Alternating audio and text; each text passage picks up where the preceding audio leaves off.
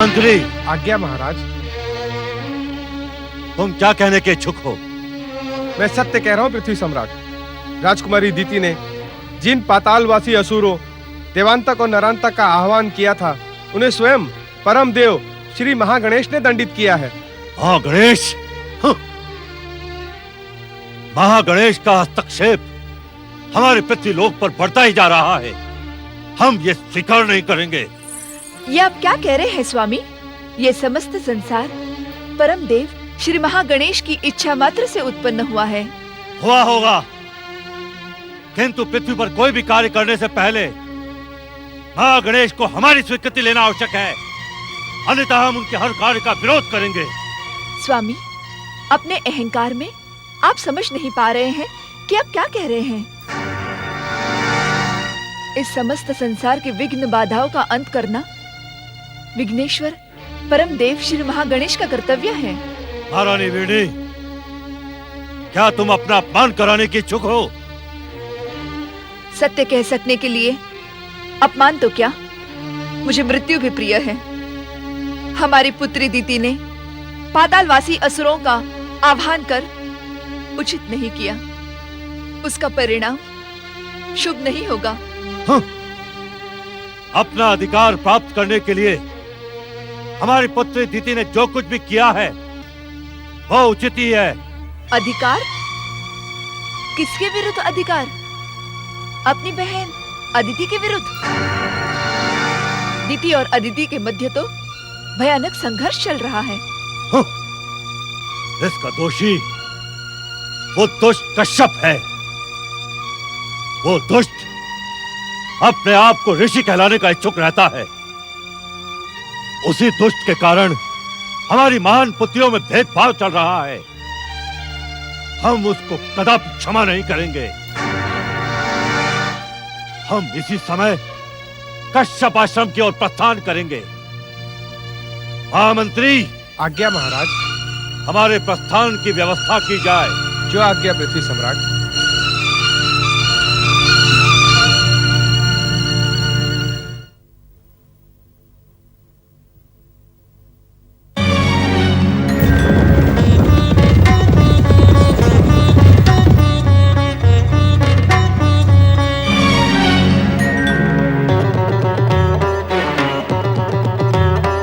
पातालवासी असुरों को जागृत कर परम देव श्री महागणेश के क्रोध का परिणाम देखा तुमने?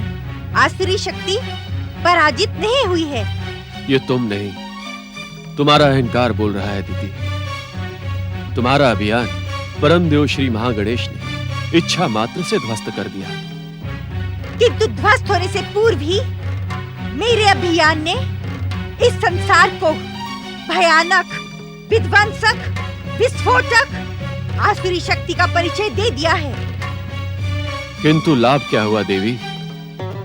ये मेरा पहला प्रयास था जो कुछ सफल रहा, किंतु मेरा दूसरा प्रयास पूर्ण सफल होगा। इस संसार पर मेरी द्वारा निर्देशित आसुरी शक्ति अपना अधिकार करेगी। तब तुम जैसे पाखंडी और ढोंगियों को इस संसार में सर छुपाने का भी स्थान नहीं होगा। तुम भयंकर भूल कर रही हो दीदी। भूल तुमने की है ऋषिवर। अदिति को तेजस्वी पुत्रों की मां बनाकर मेरा अपमान किया है, मेरी उपेक्षा की है।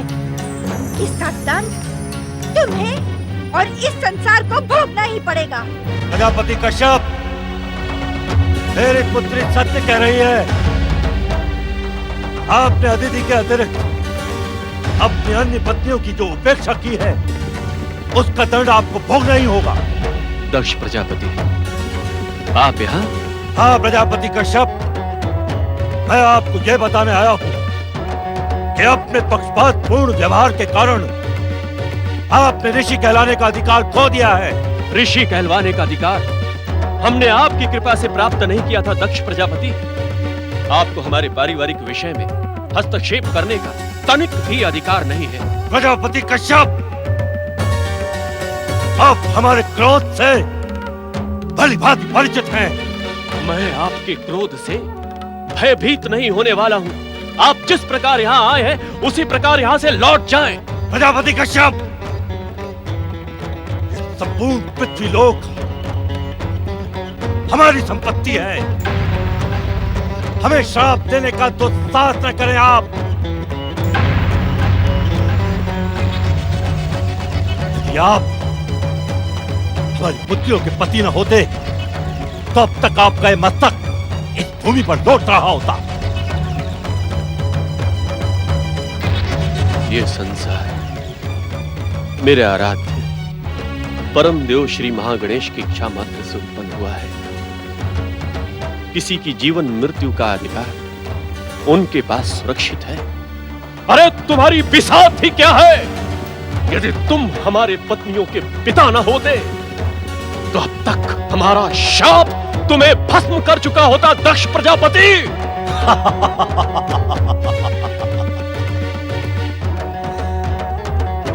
आपके दुस्साहस की तो प्रशंसा करने की इच्छा होती है ऋषि कश्यप,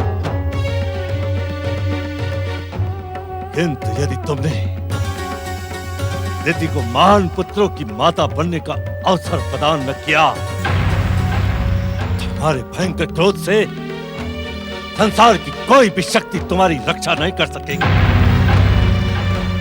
पिताश्री, पुत्री, पातालवासी असुरों की विध्वंसक एवं विस्फोटक शक्ति को जागृत कर तुमने हमें प्रसन्न कर दिया है। मैं तुम्हें महाशक्तिशाली पुत्रों की माता बनने का आशीर्वाद देता हूं। पिताश्री, एक दिन तुम्हारे पुत्रों की भयंकर शक्ति से ये संसार थर थर कांपेगा।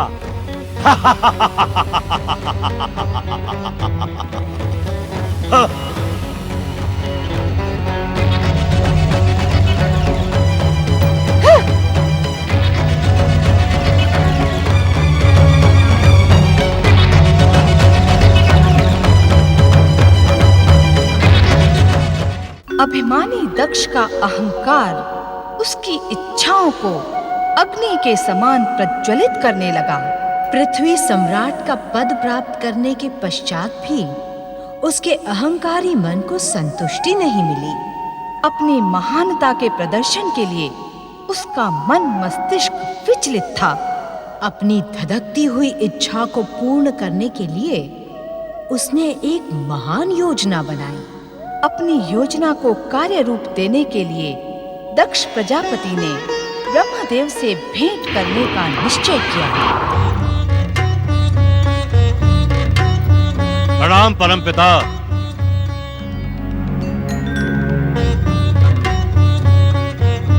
अपने इस महान पुत्र पृथ्वी के अधिपति दक्ष प्रजापति का प्रणाम स्वीकार करें परमपिता।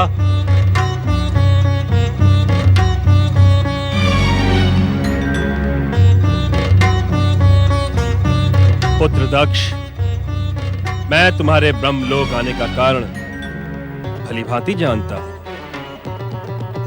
किंतु जिस महायज्ञ के आयोजन की योजना बनाकर तुम यहां आए हो, उसका उद्देश्य स्वयं स्पष्ट करो। इस महायज्ञ के आयोजन का उद्देश्य स्पष्ट ही है परमपिता।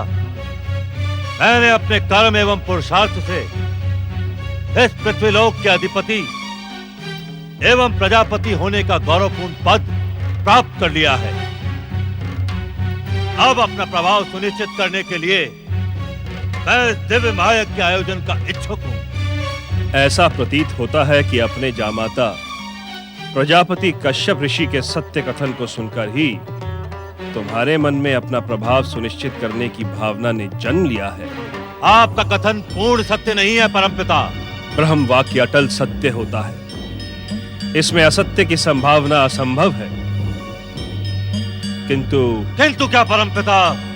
तुम एक धार्मिक अनुष्ठान का महान कार्य करने जा रहे हो, जिससे भविष्य की घटनाएं जुड़ी हैं। इस कारण मैं तुम्हें रोकूंगा नहीं। आपके कथन को धन्यवाद परमपिता। आप स्वयं इस महायज्ञ में संचालन पद स्वीकार करें। दक्ष, इस संसार के योग और वैराग्य के मूर्तिमान आदर्श कैलाशपति सदाशिव हैं। वे तुम्हारे जामाता भी हैं और यज्ञेश्वर भी।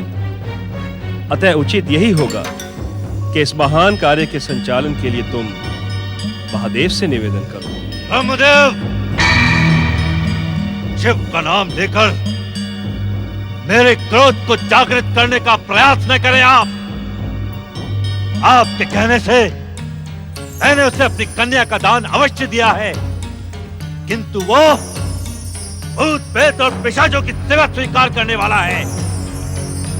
उस श्मशान में वास करने वाले का महायज्ञ में क्या काम?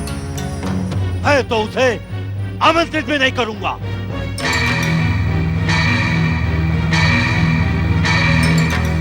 दक्ष, शिव क्रोध को जगाने का परिणाम तुम्हारा सर्वनाश हो सकता है। ऐसी भूल ना करो पुत्र। ये भूल नहीं, पृथ्वी के अधिपति दक्ष प्रजापति का अंतिम निर्णय है। शिव की अनुपस्थिति में तुम्हारे महायज्ञ का उद्देश्य ही अपूर्ण रह जाएगा पुत्र। उस उद्देश्य को आप पूर्ण करेंगे। असंभव। शिव का अपमान करने वाले के अनुष्ठान में हम उपस्थित हो ही नहीं सकते दक्ष। परमपिता, आप मेरी पुत्री दीति के क्रोध का परिणाम देख चुके हैं।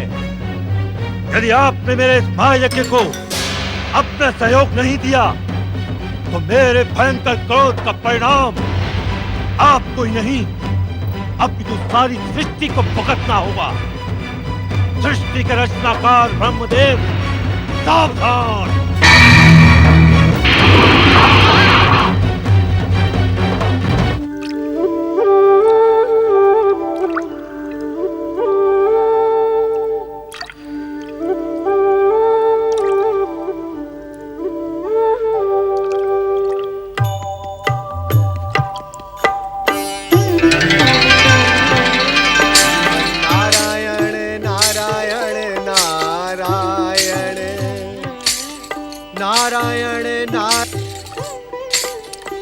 जगत पालक महाप्रभु, जगत पालक श्री हरि विष्णु को नारद का प्रणाम।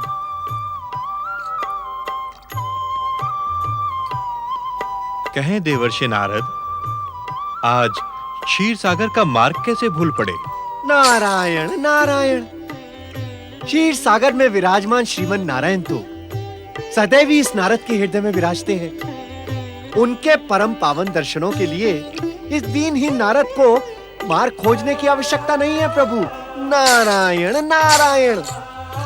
भूमिका बनाने में चतुर नारद, अपने आने का उद्देश्य तो स्पष्ट करो, क्योंकि ये तो स्पष्ट है कि तुम्हारे हृदय प्रदेश में विराजने वाले नारायण से जब तुम्हारी जिज्ञासा शांत नहीं हुई होगी, तभी तुम्हें क्षीर सागर वासी नारायण का स्मरण हुआ है। प्रभु, नारायण शब्द का तो उच्चारण मात्र ही हर समस्या एवं जिज्ञासा का स्वयं समाधान है। किंतु प्रभु, अपनी बात निसंकोच कहो नारद। श्री हरि, परम देव, अविघ्नेश्वर श्री महागणेश की कृपा दृष्टि होते हुए भी सृष्टि संपादन के कार्य में विघ्न एवं बाधाएं क्यों उत्पन्न हो रही हैं? तुम्हारे जैसे परम विद्वान को यह प्रश्न पूछते देख आश्चर्य हो रहा है नारद। तुम इसे श्री महागणेश की लीला भी कह सकते हो। लीला? किंतु प्रभु, ऐसी लीला का उद्देश्य? नारद, लीला का उद्देश्य सदा ही जन कल्याण और सृष्टि उत्थान में ही निहित रहता है। काम, क्रोध, मद, लोभ और अहंकार से संघर्ष करने का अवसर प्राणी मात्र को हम महाशक्तियों की लीला के माध्यम से ही प्राप्त होता है। नारायण नारायण। जो प्राणी अपने संघर्ष में इन विकारों पर विजय प्राप्त कर लेता है, वो पूर्णता को प्राप्त करता है, और पराजित होने वाला आवागमन के चक्र में भटकता रहता है। किंतु हे श्री हरि, दक्ष प्रजापति ने अपनी पुत्री दिति को एक भयानक शक्ति संपन्न पुत्र होने का आशीर्वाद प्रदान किया है। नारायण नारायण। तुम्हारी भांति दक्ष भी ब्रह्मदेव का ही मानस पुत्र है। दक्ष का वरदान असफल नहीं हो सकता। समय आने पर देवी दिति एक प्रतापी पुत्र की माता अवश्य बनेंगी। परम पिता को नारद का प्रणाम स्वीकार।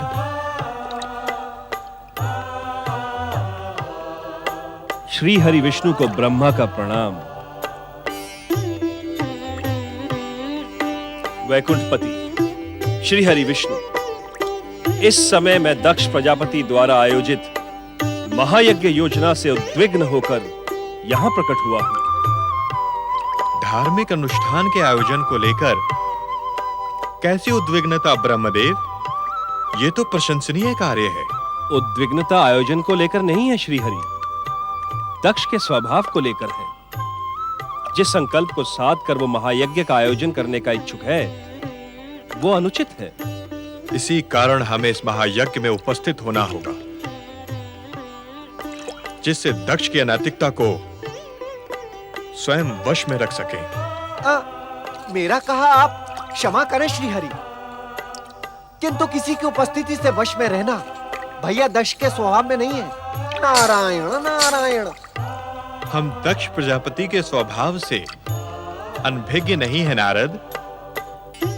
कश्यप पत्नी दिति को माता बनने का वरदान देने वाले दक्ष के महायज्ञ से भविष्य की अनेक घटनाएं जुड़ी हैं। इस कारण हमें इस महायज्ञ में सम्मिलित होना ही होगा। जैसी आपकी आज्ञा श्रीहरि। नारायण नारायण।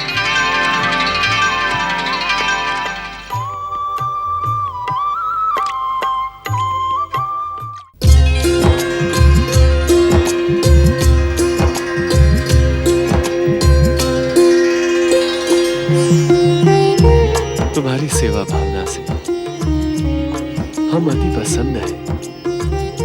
वास्तव में तुम्हें पत्नी के रूप में पाकर मेरा जीवन धन्य हो गया है देवी अदिति।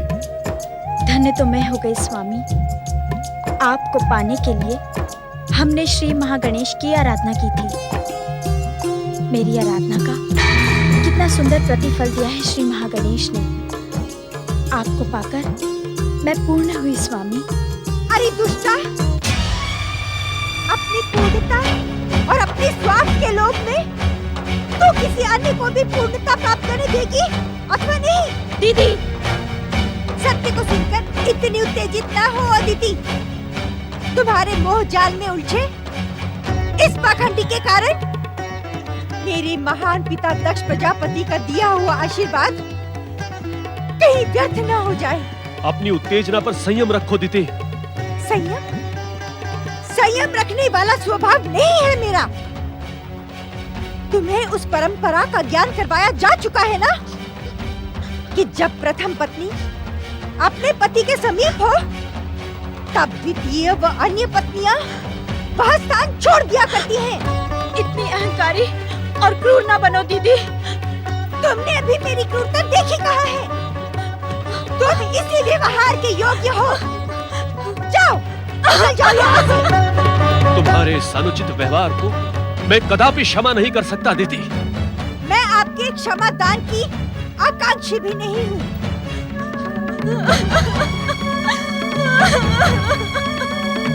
आप मात्र मेरे पिता के आशीर्वाद को पूर्ण करने वाले एक माध्यम भर हैं। आपको इसी समय मेरे पिता के आशीर्वाद को सत्य करना होगा। उचित समय आने पर मैं तुम्हारी मनोकामना अवश्य पूर्ण करूंगा दिति। नहीं, आपको अभी इसी समय मेरी इच्छा पूर्ण करनी होगी। तुम ये भली भांति जानती हो, ये मेरे संध्या पूजन का समय है। मेरे लिए आप संध्या पूजन का बहाना बना रहे हैं, किंतु उस दुष्टा कुल कलंकनी अदिति के साथ प्रेम प्रदर्शन कर रहे थे। मैं समय की प्रतीक्षा कर रहा था दीदी। तो कुछ देर और प्रतीक्षा करें। संध्या पूजन में विलंब हो जाने से कोई पहाड़ नहीं टूट गिरेगा। तुम्हारे आग्रह के लिए ये उचित समय नहीं है दीदी। मैं आग्रह नहीं कर रही हूँ, मैं अपना अधिकार मांग रही हूँ दीदी, जिसे आपको देना ही पड़ेगा। दीदी, मेरी बात समझने का प्रयास करो। संध्या समय में जब दो काल मिलते हैं तब ऐसा विचार मन में लाना पाप है। जानती हो क्यों? क्यों? क्योंकि संध्या काल में कैलाशपति भगवान शिव अपने गणों के साथ विश्व का भ्रमण करते हैं और ऐसे समय में ऐसा कार्य करने वाला शिव क्रोध का भागी होता है। शिव का नाम लेकर आप मुझे मेरे अधिकार से वंचित कर रहे हैं। किंतु ये सत्य है दीति। संपूर्ण विश्व में कैलाशपति शिव और उनके गणों को देखने के लिए हम और आप ही मिलेंगे क्या? भगवान शिव त्रिकालदर्शी, उन्हें तीनों लोकों का ज्ञान रहता है दीति। रहता होगा, किंतु मेरे लिए शिव मेरी छोटी बहन सती के पति हैं। वे मेरा अनिष्ट कदापि नहीं चाहेंगे। शिव जी को संबंध से नहीं, कर्म से प्रेम है। माता बनना हर नारी का निश्चित कर्म और सुनिश्चित अधिकार है। शिव उसमें आड़े क्यों आने लगे? शिव जी आड़े आते तो अब तक तुम बात क्यों रोकती? कहीं स्वामी, कहीं आप यही चाहते हैं ना कि मेरा सर्वनाश हो जाए? यदि आप उत्तर देने की इच्छुक नहीं हैं, तो मेरी भी घोषणा सुन लें। या तो आप मुझे इंद्र और सूर्य से भी प्रतापी पुत्र प्रदान करें, या मैं इसी समय आपके सम्मुख अपना सर्वनाश कर लूंगी।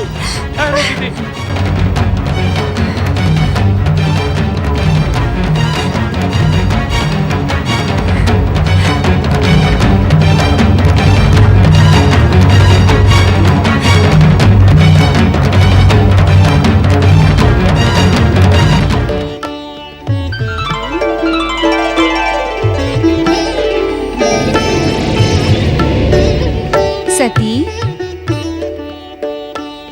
शक्ति, तुम इस समय? तुमसे मिलने का उचित समय यही है शिव संगिनी शक्ति स्वरूपा सती।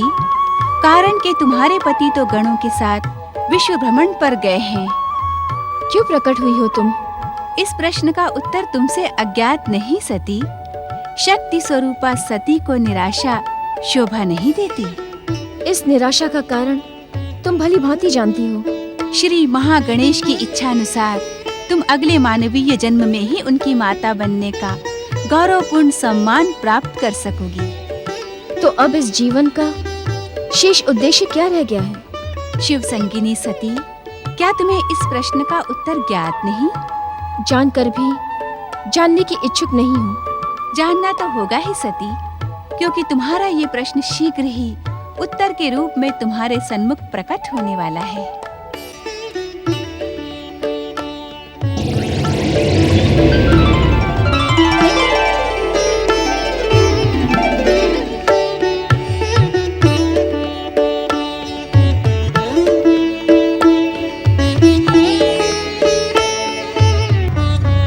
हाँ मंत्री जी, इन सभी आमंत्रित अतिथियों को महायज्ञ का निमंत्रण भेज दिया जाए। जो आज्ञा पृथ्वी सम्राट। और स्मरण रहे, इस सूची के अतिरिक्त अन्य किसी व्यक्ति को आमंत्रण भेजने का दुस्साहस न किया जाए। आप निश्चिंत रहिए पृथ्वी सम्राट, आपकी आज्ञा का पालन होगा। और हाँ, महायज्ञ स्थल के मुख्य द्वार पर सुरक्षा व्यवस्था सुदृढ़ कर दी जाए, जिससे एक भी अवांछित व्यक्ति वहां प्रवेश न कर सके। ऐसा ही होगा पृथ्वी सम्राट। अब आप जाएं और महायज्ञ स्थल की समस्त व्यवस्था का स्वयं निरीक्षण करें। जो आज्ञा पृथ्वी सम्राट। पृथ्वी सम्राट प्रजापति दक्ष की जय। पृथ्वी महारानी वीरनी की जय। स्वामी, आप महायज्ञ में शिव सती को आमंत्रित क्यों नहीं कर रहे हैं? क्योंकि शिव और सती इस महायज्ञ में आमंत्रण के योग्य ही नहीं है। ये आप क्या कह रहे हैं स्वामी? वे आपकी जामाता और पुत्री हैं। हाँ। भूत पिशाचों से सेवा करवाने वाले उस श्मशान वासी का ब्राह्मणों की इस महासभा में क्या काम? और सती ने तो हमारे साथ विश्वासघात किया है, उसका दंड उसे भोगना ही पड़ेगा। स्वामी, जो बिंद गया वो मोती। बीती बातों को भूल जाए स्वामी। भुला दें? ऐसे भुला दें महारानी? हम भुला दें? अपने अपमान को भुला दें? अथवा शिव का अपमान करने वाली उस घोर प्रतिज्ञा को बुलाने क्या आप क्या कहने की इच्छुक है महारानी?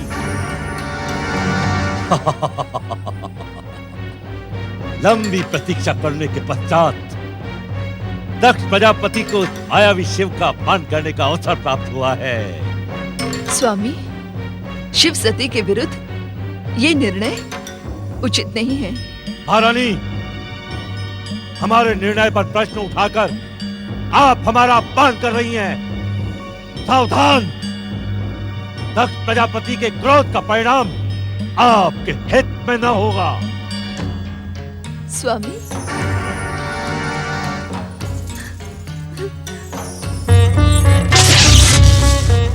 नारायण नारायण। प्रणाम भैया दक्ष, प्रणाम।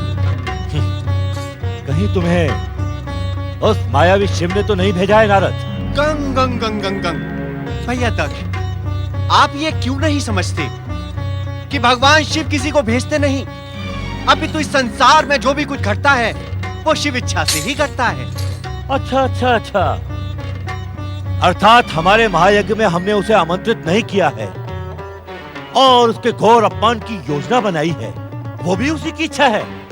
ये शिव इच्छा नहीं, शिव लीला है, जिसका अर्थ आप कदापि नहीं समझ सकते। तुम जैसे चाटुकारों ने शिव को देवता बना दिया है नारद। मुझे तो श्मशान में वास करने वाला और भूत पिशाचों से सेवा करवाने वाला किसी योग्य दिखता ही नहीं। यदि नेत्रों पर क्रोध एवं अहंकार का आवरण पड़ा हो तो किसी भी व्यक्ति को उसकी योग्यता दिखाई ही नहीं पड़ेगी।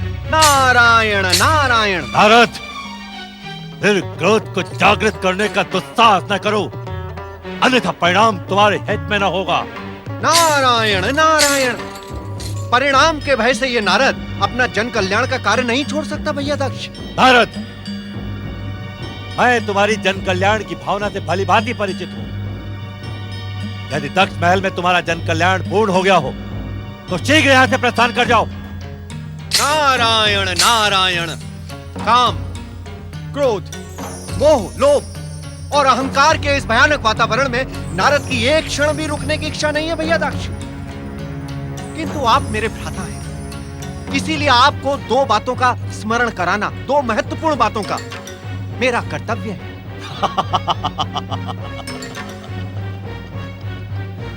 तुम्हारा व्यक्तित्व भी बड़ा मझोला है नारद, जो अपने अपमान की चिंता किए बिना हमसे दक्ष महल में प्रार्थना करने आ गए।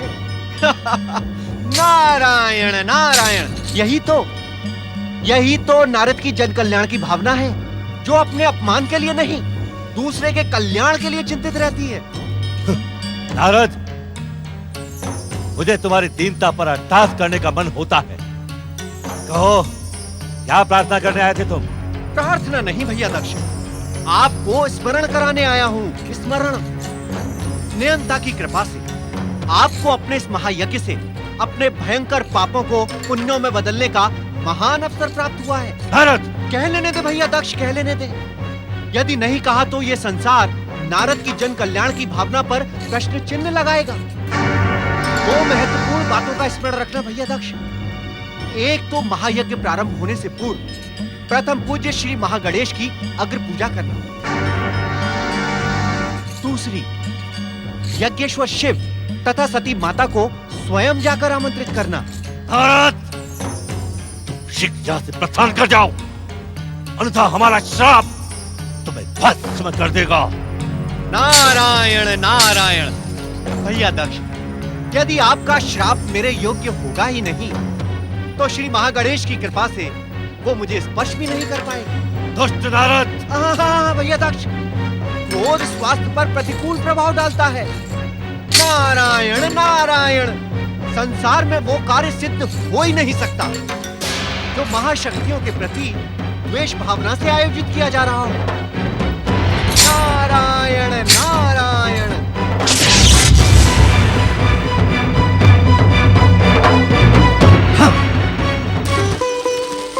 ओम महागणेशाय नमः स्वाहा। ओम महागणेशाय नमः स्वाहा। ओम महागणेशाय नमः स्वाहा। ओम महागणेशाय नमः स्वाहा। स्वामी, ओम मेरी बात सुनिए स्वामी। आज मैं अत्यंत प्रसन्न हूँ।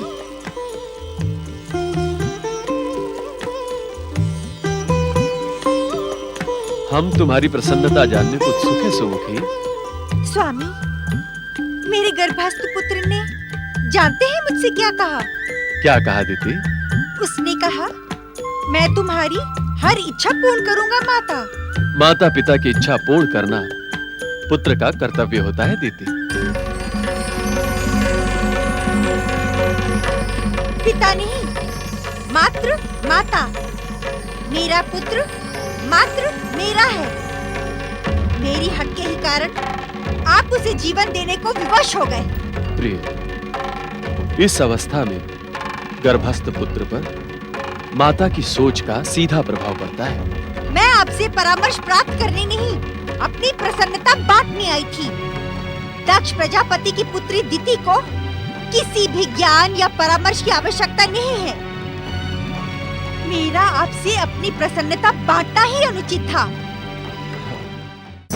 नारायण नारायण नारायण, श्रीमन नारायण नारायण नारायण, नारायण नारायण। परम देव श्री महागणेश की जय। जय। देवर्षि नारद प्रणाम। कश्यप आश्रम में आपका स्वागत है देवर्षि। पधारें। सावधान ऋषिवर, सावधान। सदा प्रसन्न तथा आनंदित रहने वाले देवर्षि नारद, आज आप किस मुद्रा में हैं? ऋषिवर, आज मैं आपको पृथ्वी लोक की भावी घटनाओं से सावधान करने ही आया हूँ। पृथ्वी लोक की भावी घटनाओं से? मैं कुछ समझा नहीं देवर्षि। ऋषिवर, क्या आपने दक्ष प्रजापति के महायज्ञ का समाचार नहीं सुना? हमने सुना तो अवश्य है देवर्षि कि दक्ष प्रजापति परम पिता ब्रह्मा जी के नेतृत्व में एक महायज्ञ का आयोजन कर रहे हैं। नारायण नारायण। अब आप इससे आगे की कथा मुझसे सुनिए। आगे की कथा? मैं कुछ समझा नहीं देवर्षि। ना ना ना ना ना, भैया दक्ष के स्वभाव को जानने वाला उनकी कथाओं को लेकर चकित नहीं होता ऋषिवर। नारायण नारायण। पहेलियों की भाषा का प्रयोग करके बात का बतंगड़ न बनाए देवर्षि। जो कुछ भी कहना है स्पष्ट कहें। स्पष्ट? स्पष्ट कहूं देवी? कह दूं ऋषिवर? तो स्पष्ट सुने देवी कि बात का बतंगड़ तो अब बनने वाला है। आपके पिता दक्ष प्रजापति ने परम देव श्री महागणेश की अग्र पूजा न करने का एवं यज्ञेश्वर शिव तथा सती को नामंत्रित करने का निर्णय ले लिया। नारायण नारायण। गंग गंग गंग। ये अहंकार दक्ष प्रजापति का पीछा कब छोड़ेगा देवर्षि? अहंकारी कहकर आप मेरे पिता का अपमान कर रहे हैं स्वामी। नारायण नारायण। देवी दिति, जो स्वयं परम देव श्री महागणेश का एवं यज्ञेश्वर शिव जैसी महाशक्ति का अपमान करने का इच्छुक हो, हम उसका अपमान क्या करेंगे? उसका तो संसार अपमान करेगा। नारायण नारायण। देवर्षि, मेरे पिता का अपमान करने वाला अभी जन्मा ही नहीं है। देवर्षि नारद अदृश्य हो चुके हैं दीदी।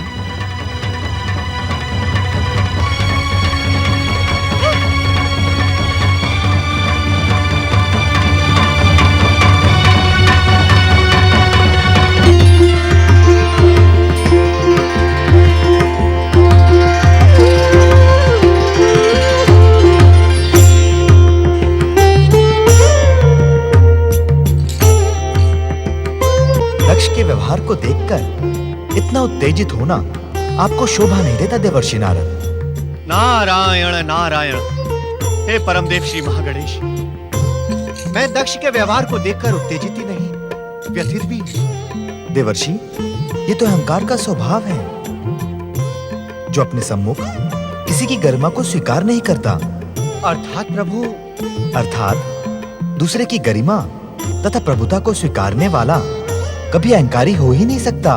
हे सर्वेश्वर, भैया दक्ष मात्र अहंकार का ही प्रदर्शन नहीं कर रहे हैं, अपितु वे तो महाशक्तियों का अपमान भी कर रहे हैं। ये अहंकार की चरम सीमा है देवर्षि, जो दक्ष के सर्वनाश का कारण बनेगी। अर्थात भैया दक्ष का सर्वनाश निकट है प्रभु। देवर्षि, हमारे उत्तर में अपने प्रश्न को ढूंढने का प्रयास ना करें। गंग गंग गंग गंग गंग गंग प्रभु, आप तो हर समस्या का समाधान है, हर प्रश्न का स्वयं उत्तर है। आपके उत्तरों में प्रश्न खोजना असंभव है प्रभु। किंतु मैं चतुर नारद, दक्ष का महायज्ञ होगा, अवश्य होगा, और इसका परिणाम इस बात का प्रमाण होगा कि हमारी अग्र पूजा ना करने का क्या परिणाम होता है। अर्थात प्रथम पूज्य श्री महागणेश, इस यज्ञ में ऐसा कुछ घटने वाला है जिसकी कल्पना भी नहीं की जा सकती। हमारी अग्र पूजा ना करके तथा यज्ञेश्वर शिव का अपमान करने के कारण दक्ष को महागणेश के क्रोध तथा शिव शक्ति का ज्ञान हो जाएगा। किंतु प्रभु, भैया दक्ष ने तो शिव शक्ति विवाह में भी आपकी अग्र पूजा नहीं की थी। उसका दंड भी आज दक्ष को भोगना ही पड़ेगा। तो क्या आज शिव शक्ति विवाह में? जिज्ञासा में ही सब कुछ जान लेने के स्थान पर आप स्वयं जाकर घटनाओं के साक्षी बनिए नारद।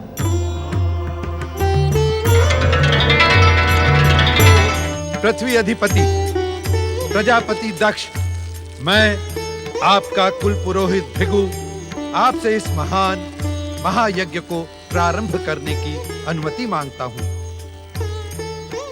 यदि मुहूर्त का समय अनुकूल हो तो महायज्ञ आरंभ किया जाए। ओम गम गणपतये नमः। ओम गम गण... आप हमारी आज्ञा के बिना हाँ गणेश का आह्वान क्यों कर रहे हैं?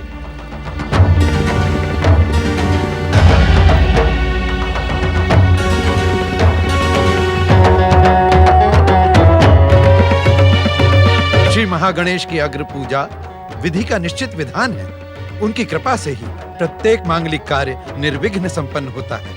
आप भली भांति जानते हैं ऋषिवर, इस पृथ्वी लोक पर वही विधि का विधान निश्चित होता है जो पृथ्वी सम्राट दक्ष प्रजापति की इच्छा हो।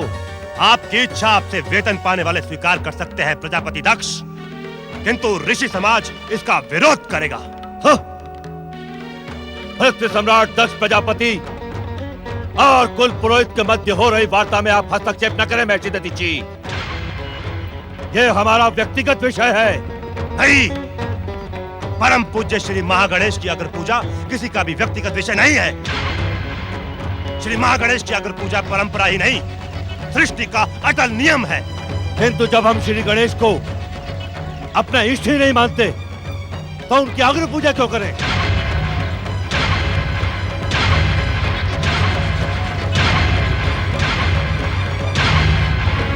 क्योंकि श्री महागणेश की अग्र पूजा किए बिना आपका महायज्ञ सफल हो ही नहीं सकता। श्री महागणेश को प्रसन्न किए बिना आप अपने इष्ट देव को प्रसन्न कर ही नहीं सकते। इस बात का निर्णय महायज्ञ के समापन पर हो जाएगा। हम महागणेश की पूजा किए बिना ही इस महायज्ञ को सफल करके दिखाएंगे। सावधान, सावधान प्रजापति दक्ष, सावधान। श्री महागणेश के क्रोध को जगाने का परिणाम आपके हित में ना होगा।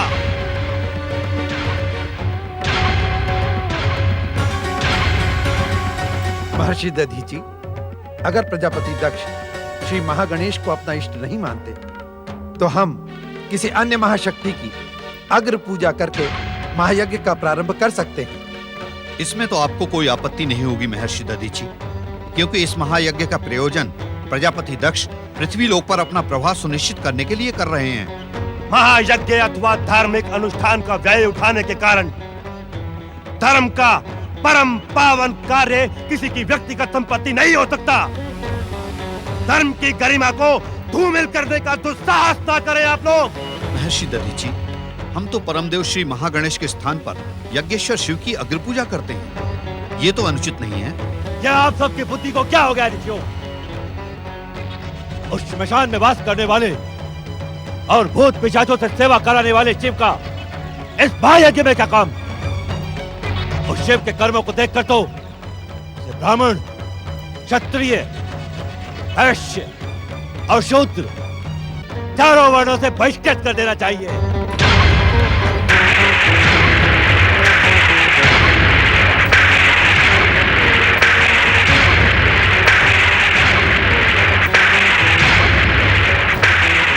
दुष्ट बुद्धि दक्ष, तेरा अभिमान यज्ञेश्वर शिव को वर्ण और यज्ञों से बहिष्कृत करने का दुस्साहस कर रहा है। हाँ, हाँ, हाँ। मैं उस स्मशान में वास करने वाले शिव को चारों वर्णों और यज्ञों से बहिष्कृत करने की घोषणा करता हूँ। तो तू कौन सा बहुत बड़ा तेजस्वी है तो तेरी घोषणा का यज्ञेश्वर शिव पर प्रभाव पड़ेगा? इस महायज्ञ में उपस्थित सभी ऋषिगण सुने, श्री महागणेश और यज्ञेश्वर शिव का अपमान करने वाले दुष्ट का मुख देखना भी पाप है। मैं इस महायज्ञ के बहिष्कार की घोषणा करता हूँ।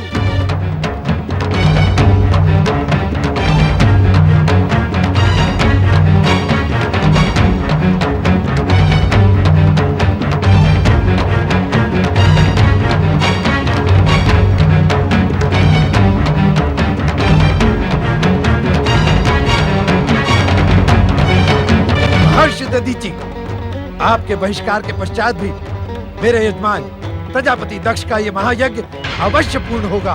दक्षिणा के लोभ में परंपराओं और विधि के अटल विधान का विरोध करने वाले भृगु, आज तुम ब्राह्मण जाति पे कलंक सिद्ध हुए।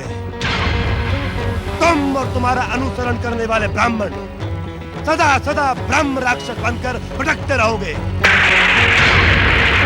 तुम्हें मुक्ति कभी नहीं मिलेगी, कभी नहीं।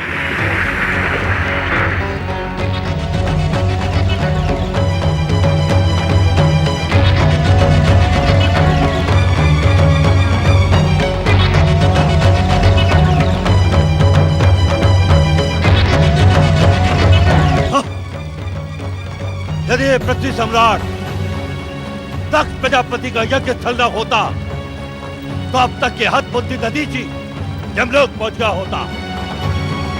ऋषि भृगु, आप सृष्टि पालक श्री हरि विष्णु अथवा परम पिता ब्रह्मा का मंत्रों द्वारा आह्वान करें। यही उचित होगा सम्राट। ओम ब्रह्मदेवाय नमः। ओम ब्रह्मदेवाय नमः। ओम ब्रह्मदेवाय नमः। ओम ब्रह्मदेवाय नमः। ओम ब्रह्मदेवाय नमः। ओम ब्रह्मदेवाय नमः।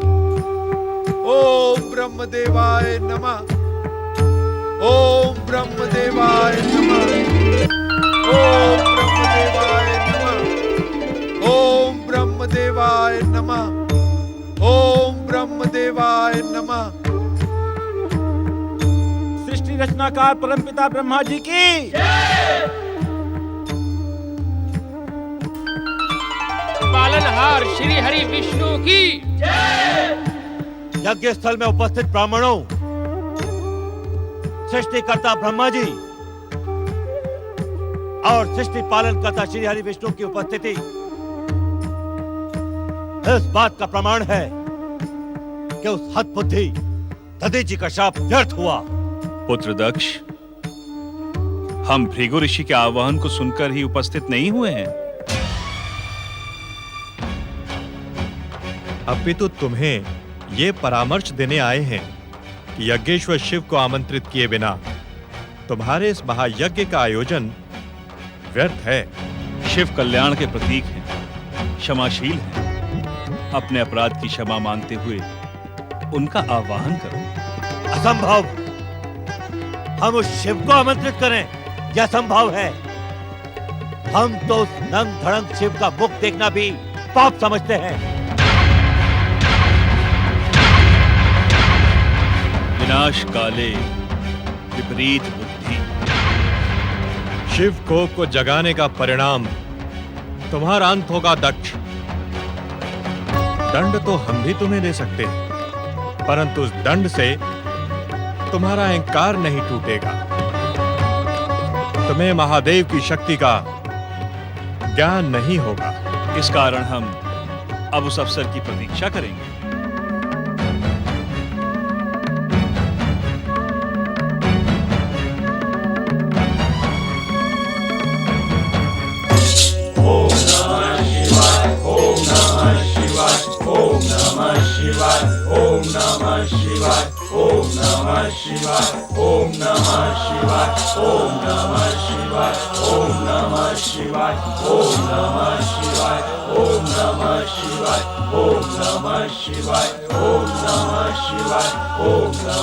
अपने ध्यान को विराम दे स्वामी, अपनी आंखें खोले स्वामी, जागे स्वामी।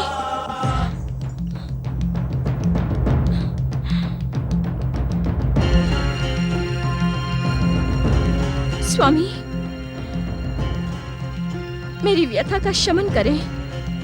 अपने पिता दक्ष के व्यवहार के कारण आपकी ये चरणदासी उद्विग्न है।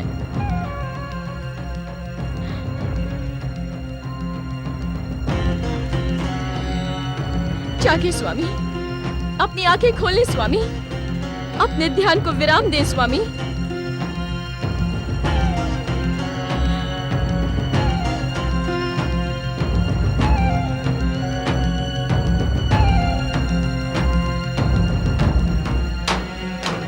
शक्ति स्वरूपा देवी सती, व्यथा, उद्विग्नता और अश्रु आपको शोभा नहीं देते। मुझे अपने पिता के महायज्ञ में जाने की आज्ञा दें स्वामी। बिना आमंत्रण आपका वहां जाना उचित नहीं होगा। पुत्री का पिता के समीप जाना अनुचित कैसे हो सकता है स्वामी? आप केवल प्रजापति दक्ष की पुत्री नहीं, शिव संगनी भी हैं। आपके सम्मान से मेरी गरिमा और मेरे सम्मान से आपकी गरिमा जुड़ी है, क्योंकि विवाह के पश्चात पति पत्नी दो नहीं एक हो जाते हैं। पिता के समीप जाने का उद्देश्य सम्मान प्राप्त करना नहीं है, अपितु जगदीश्वर शिव को महायज्ञ में आमंत्रित ना कर उनका अपमान करने का कारण जानना है। आप अपने उद्देश्य निर्धारित करके जा रही हैं, किंतु प्रजापति दक्ष के अहंकारी स्वभाव के उद्देश्य निर्धारित नहीं किए जा सकते। मेरा वहां जाना परम आवश्यक है स्वामी। वहां जाना आपके लिए अनिष्टकारी सिद्ध हो सकता है देवी सती। मेरा अनिष्ट आपके सम्मान से बढ़कर नहीं हो सकता स्वामी। मेरे दुष्ट पिता की दुष्टता का आज मैं मूल कारण पता लगाकर ही रहूंगी। मैं उन ऋषियों को देखने की इच्छुक हूँ जिन्होंने श्री महागणेश और यज्ञेश्वर शिव के अपमान के पश्चात भी उस महायज्ञ में सम्मिलित होने का दुस्साहस किया। देवी सती, यदि आपने इस प्रकार वहां जाने का निर्णय कर लिया है, तो आप एक महारानी की भांति मेरे परम अनुचर और वाहन नंदी पर सवार होकर शिव गणों के साथ दक्ष महल स्थित यज्ञ भूमि की ओर प्रस्थान करें। जैसी आपकी आज्ञा भोलेनाथ। हर हर महादेव, हर हर महादेव, हर हर महादेव, हर हर महादेव, हर हर महादेव, हर हर महादेव, हर हर महादेव, हर हर महादेव, हर हर महादेव, हर हर महादेव, हर हर महादेव, हर हर महादेव, हर हर महादेव। ओम नमो भगवते वासुदेवाय स्वाहा। ओम नमो भगवते वासुदेवाय स्वाहा। ओम नमो भगवते वासुदेवाय स्वाहा। ओम नमो भगवते वासुदेवाय स्वाहा। ओम नमो भगवते वासुदेवाय स्वाहा। हर हर महादेव, हर हर महादेव, हर हर महादेव, हर हर महादेव। ओम नमो भगवते वासुदेवाय स्वाहा। ओम नमो भगवते वासुदेवाय स्वाहा। ओम नमो भगवते वासुदेवाय स्वाहा। ओम नमो भगवते वासुदेवाय स्वाहा। हर हर महादेव, हर हर महादेव, हर हर महादेव, हर हर महादेव, हर हर महादेव, हर हर महादेव।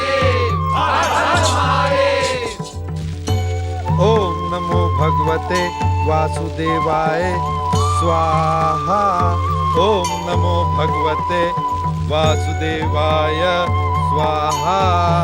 ओम नमो भगवते वासुदेवाय स्वाहा। ओम नमो भगवते वासुदेवाय स्वाहा। ओम नमो भगवते वासुदेवाय स्वाहा। ओम नमो भगवते वासुदेवाय स्वाहा। ओम नमो भगवते वासुदेवाय स्वाहा। माता सती की जय, हर हर महादेव। माता सती की जय, हर हर महादेव। माता सती की जय, हर हर महादेव। माता सती की जय, हर हर महादेव। माता सती की जय, हर हर महादेव। माता सती की जय, हर हर महादेव। माता सती की जय। इस महायज्ञ को रोके पिताश्री और मेरे प्रश्नों का उत्तर दें। आओ सती, तुमने यहाँ उपस्थित होकर हमारी लाज रखी। पधारो पुत्री। मैं यहाँ पधारने नहीं आई हूँ माताश्री, अपने महान पति के अपमान का कारण पूछने आई हूँ। पुत्री सती, उस दंग धड़ंग श्मशानवासी शिव के अपमान का कारण पूछने से अब तनिक भी लाभ नहीं है। अपने अभिमान पर नियंत्रण रख पिताश्री। मुझे ये बताएं कि परम मंगलकारी यज्ञेश्वर शिव को आपने इस महायज्ञ में सम्मिलित क्यों नहीं किया? वे तो स्वयं यज्ञ देवताओं में श्रेष्ठ, यज्ञ के अंग, यज्ञ की दक्षिणा, यज्ञ कर्ता यजमान है। उनके बिना इस यज्ञ की सिद्धि कैसे संभव है? देवी सती, आप अपने पिता और कैलाशपति शिव का वैर भली भांति जानती हैं। इस परम मंगल महायज्ञ में सदाशिव की उपस्थिति किसी अमंगल का कारण न बने, इसी कारण हमने उनका आह्वान नहीं किया। महर्षि भृगु, आपका दुस्साहस दुष्टता के शिखर को स्पर्श कर रहा है। मेरा क्रोध आपको इसी क्षण भस्म कर सकता है, किंतु मात्र भस्म हो जाने से आपके पापों का दंड आपको नहीं मिलेगा। महर्षि दधीची के श्राप के कारण आपका जीवन यूं ही भस्म हो चुका है। ब्रह्मदेव,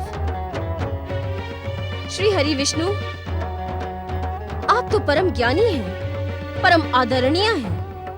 आप दोनों इस पाप, अभिमान और अपराध के महायज्ञ में भागी कैसे बन गए? क्या इन दक्ष के कारण त्रिदेव ब्रह्मा विष्णु महेश की संधि खंडित हो गई है?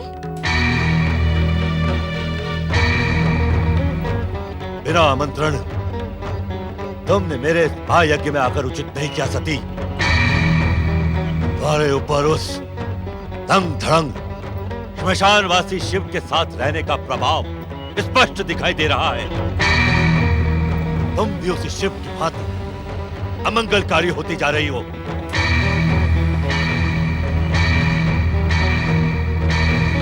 प्रजापति दक्ष, भगवान शिव की निंदा करने के कारण भविष्य में तुम्हें पश्चाताप होगा। इस जीवन में भयंकर दुख भोगकर अंत में तुम्हें भयानक यातनाएं भोगनी पड़ेंगी। तुम्हारे यहाँ आने का उद्देश्य मात्र इतना ही है ना कि मैं तुमसे भयभीत होकर अथवा पुत्री के मोह में पड़कर भूत पिशाचों से सेवा करवाने वाले, नर मुंडों की माला पहनने वाले कुरूप वेशधारी उस श्मशानवासी शिव को आमंत्रित करूं?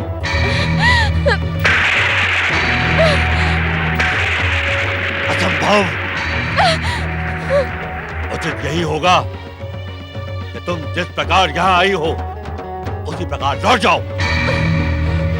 बिना आमंत्रण के आपका यहाँ उपस्थित रहना उचित नहीं है। आप चली जाएं देवी सती। महादुष्ट ब्राह्मण, तू हमारे स्वामी के अपमान का सूत्रधार बन रहा है।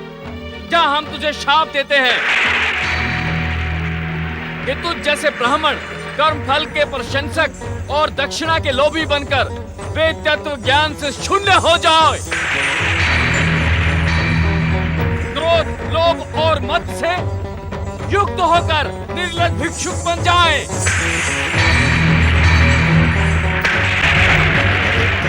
नहीं, ये तो साहस। जा, मैं तुझे श्राप देता हूं। तुम सब रुद्रगण वेद बहिष्कृत होकर पाखंडवाद में उलझे रहो। सिर पर जटा, शरीर पर भस्म, अंग धड़ंग, हड्डियों का आभूषण धारण कर मदिरा पान में आसक्त रहो।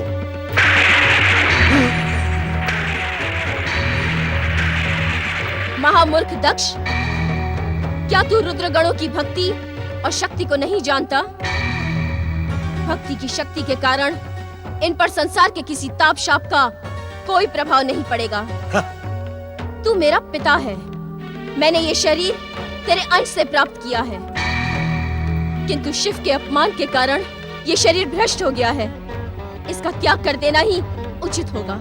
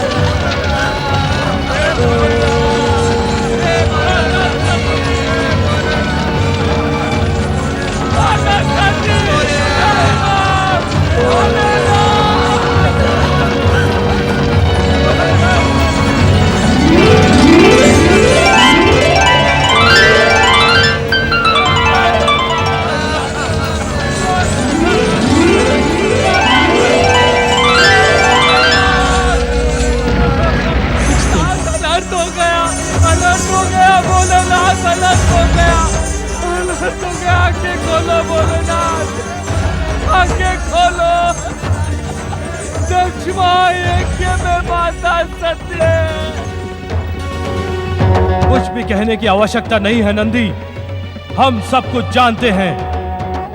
वीरभद्र!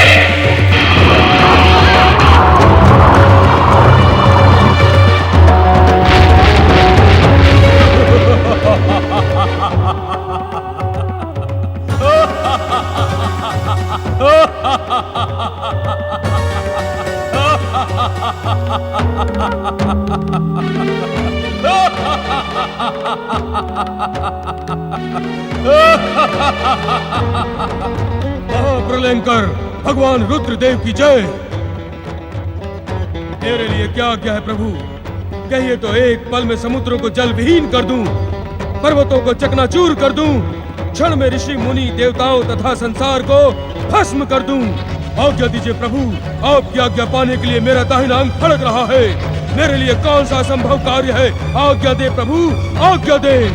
महाकाय वीरभद्र, तुम इसी क्षण जाकर ब्रह्मदेव के पुत्र दक्ष के महायज्ञ का विध्वंस करो। जो आज्ञा प्रभु।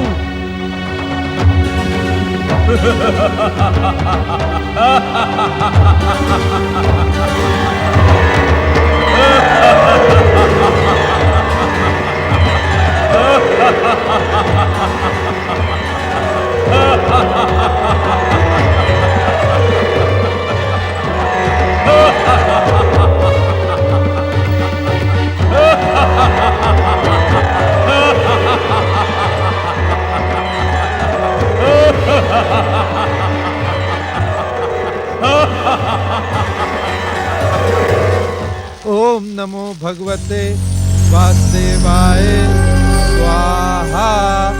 ओम नमो भगवते वासुदेवाय स्वाहा। ओम नमो भगवते वासुदेवाय स्वाहा।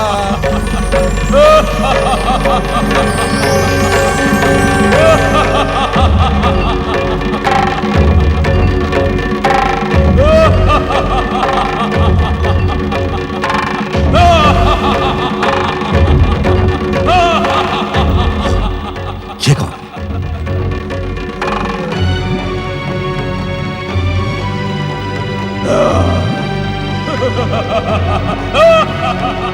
सैनिकों, बंदी बना लो इसे।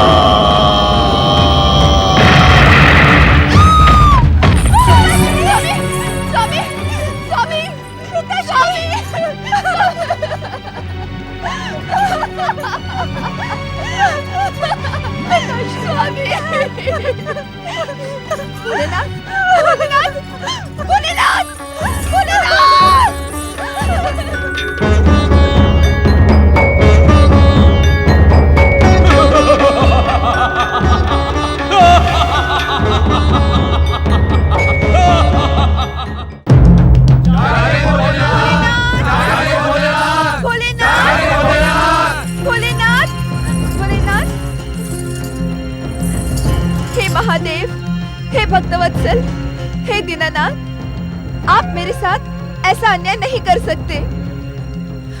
आप भोलेनाथ हैं, क्षमाशील हैं। मुझे निराश न करे शिव शंकर। मेरे पति के अहंकार और अपराध का दंड आप मुझे क्यों दे रहे हैं महेश्वर? ये आप क्या कह रही हैं देवी वीरनी? सत्य कह रही हूँ भोलेनाथ, सत्य।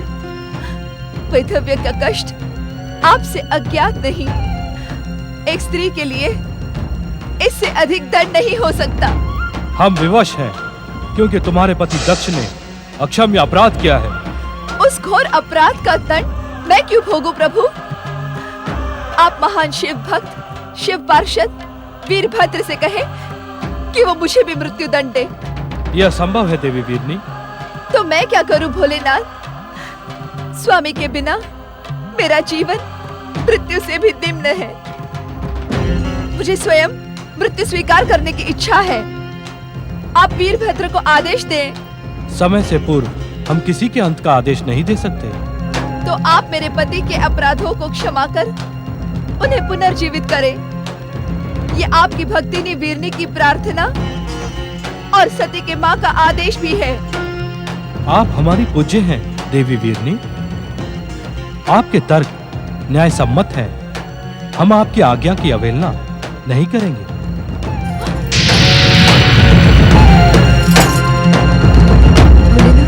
अवश्य वहां यज्ञ स्थल पर गए होंगे।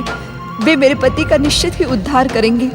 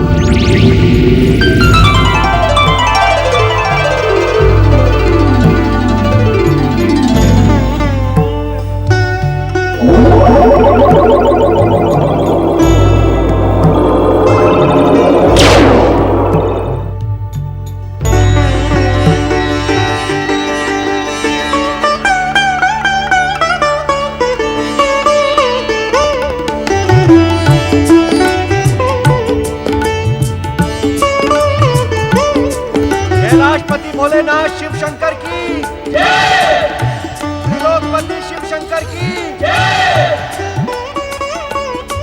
प्रजापति दक्ष, आपका ये अजामुख स्वरूप आपके अहंकार का परिणाम है। हे महादेव, मुझ जैसे दुष्ट अभिमानी पर कृपा कर आपने सिद्ध कर दिया कि आप वास्तव में भोलेनाथ भक्त वत्सल हैं। यदि मैं समय रहते महर्षि दधीचि अथवा शक्ति स्वरूपा पुत्री सती का परामर्श मान लेता तो ऐसा अनर्थ कदापि ना होता। मेरा अभिमान अपनी पुत्री की महानता को भी नहीं पहचान पाया। हे महादेव, आप कृपा कर उसे भी जीवित करें। अजामुख दक्ष, इस संसार में सब कुछ इतना सरल और इतना सहज नहीं है। इस यज्ञ भूमि पर जो कुछ भी घटा है उसे इसी ही प्रकार घटना था। आप इसे नियति भी मान सकते हैं। स्वामी, स्वामी,